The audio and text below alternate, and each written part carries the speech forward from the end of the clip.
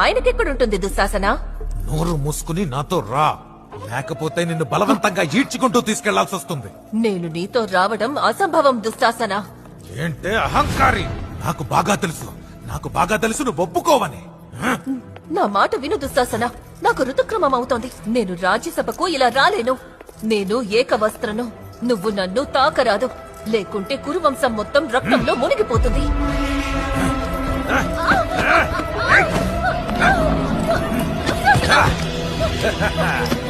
రాజ్యసభకు నీకు స్వాగతం పలకాలి.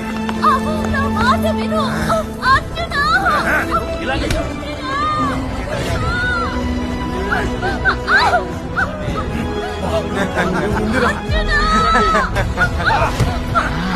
చూడండి పాండవుల అభిమానాన్ని.